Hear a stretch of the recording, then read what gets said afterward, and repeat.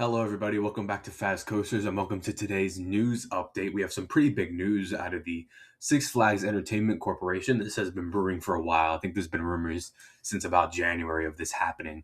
But Six Flags has made a deal to sell seven of their parks, which I think is a really good decision, but we're going to get into that later. So, from what they say here, streamlining our portfolio to focus on what matters most as part of our ongoing strategy to optimize and strengthen our park portfolio. Six Flags has entered into definitive agreements to sell seven parks to EPR Properties. These include Michigan's Adventure, Schlitterbahn in Galveston, Six Flags Great Escape, La Ronde, Six Flags St. Louis, Valley Fair, and Worlds of Fun. This step allows us to concentrate on the Six Flags parks with the greatest potential for innovation, expansion, and elevated guest experiences. What this means for our guests, EPR Properties will partner with the experienced operators Enchanted Parks for the six U.S. parks and La Ronde Operations Inc. for La Ronde to ensure a smooth and seamless transition. All seven parks will continue normal operations through this season. All of the season passes for this season and active memberships will be honored through the whole year, including regional access and obviously all park access. EPR retains the right to use the Six Flags brand through 2026, which means you will continue to see the same names, signage, and experiences during the transition period. So basically, for instance, a park such as Worlds of Fun will keep Snoopy until the end of the year, and parks like Six Flags St. Louis will keep Batman and Looney Tunes till the end of the year as well. But they will have to change those next season. A thoughtful decision. We understand how meaningful these parks are to the communities they serve and to guests who have grown up visiting them. Our teams at these locations have created countless memories, and they are an important part of the Six Flags family. Building a brighter future for Six Flags. Looking ahead, we are excited about the opportunities this transition creates. With a more focused collection of 34 parks, Six Flags has in a stronger financial position and a renewed commitment to operational excellence.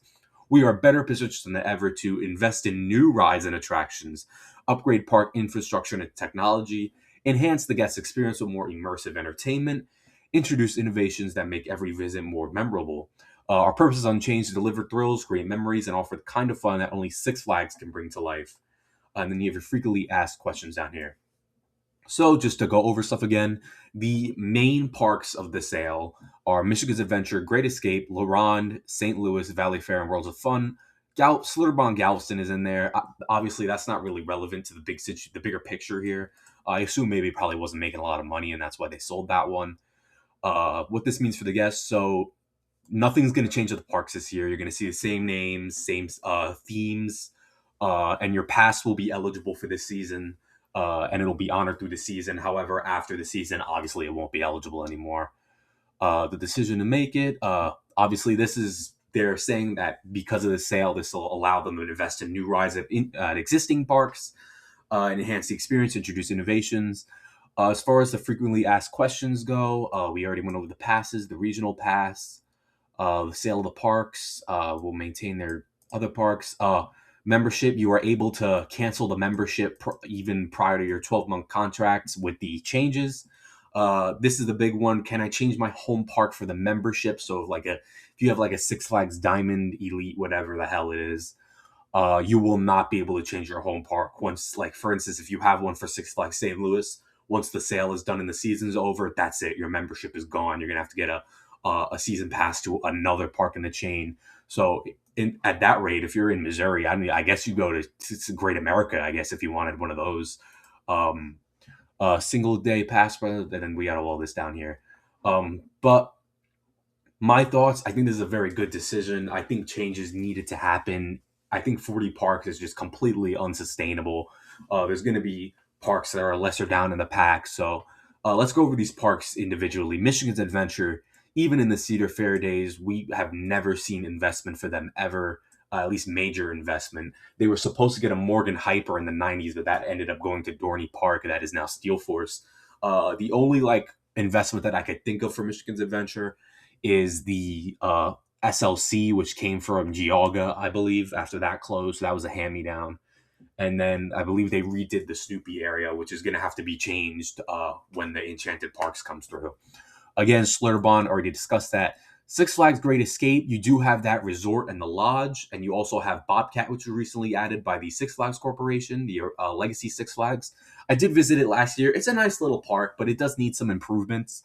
I don't believe we were gonna. I thought we would see that with the new chain a little bit, but I think in the grand scheme of things, I don't think we're gonna see too much come to Great Escape. So I do think this is gonna benefit them. LaRonde, I was hoping this one would get sold because again, LaRonde is another one of those which has barely seen any investment. They got the B&M Mega Coaster Goliath in the 2000s. They also received Ednor, which is the SLC from Astroworld. Um, yeah, other than that, they have not received any substantial investment other than just flat rides. They were supposed to get Green Lantern from Six Flags Magic Mountain. That ended up not going through, probably for their benefit, honestly. But LaRonde, yeah, LaRonde getting sold. And something to note with LaRonde, the other parks are going to be part of Enchanted Parks, except for LaRonde. LaRonde is going to be in its own company managed by Kieran Burke, which is pretty interesting since Kieran Burke was in charge of the legacy Six Flags in the late 90s during the rapid expansion. And I'd also like to note he was the one responsible for the Astro World closing, and he was let go after the they did not get the money they received for Astro World that they thought they would, basically closing the park for nothing. However, one park, I think it's in good hands. Six Flags St. Louis. It's such a shame with Six Flags St. Louis. They could have been something really good. They have received a little bit investment recently. They got Rookie Racer. They got the Joker, which again they're gonna have to retheme. A lot of those DC rides that they added recently, they're gonna have to retheme.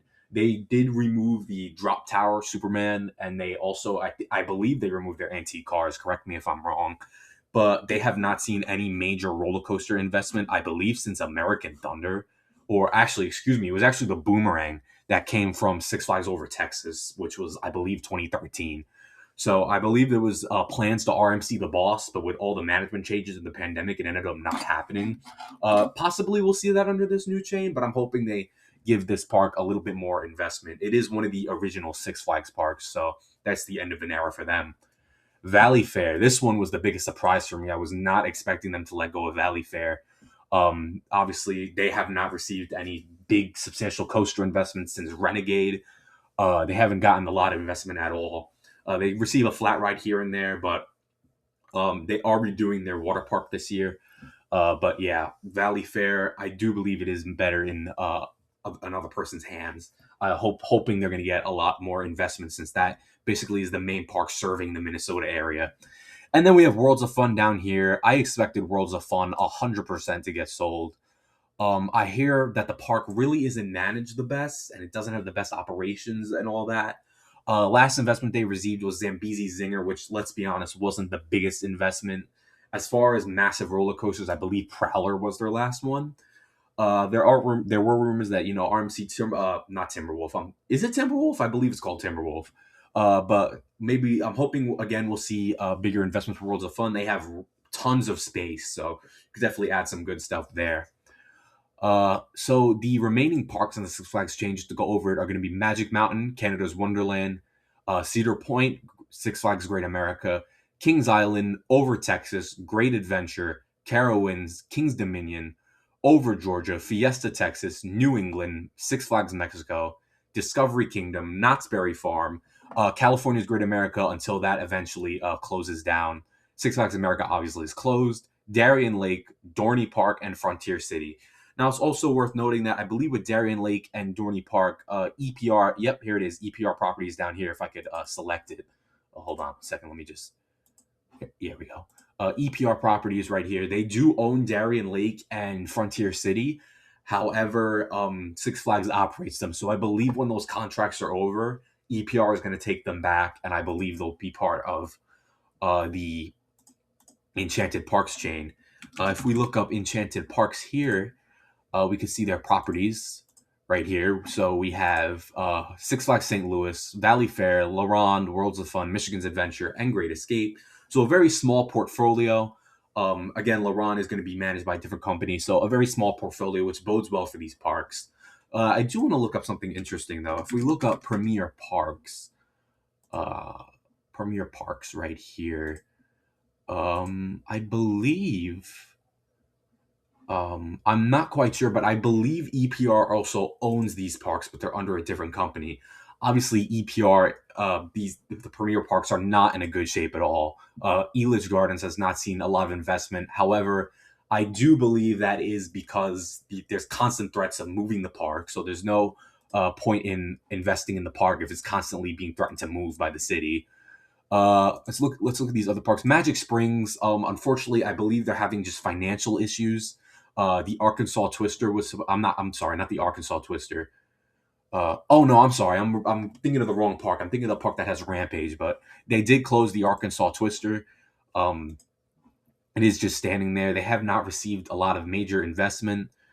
Again, just I believe it's there's more that goes into it. I don't believe the Enchanted Parks are going to end up like this. I believe it's just the Premier Parks. They're in their own sector. Again, Premier is running them, but EPR owns them. So EPR isn't putting the additions in themselves. That is responsible of Premier.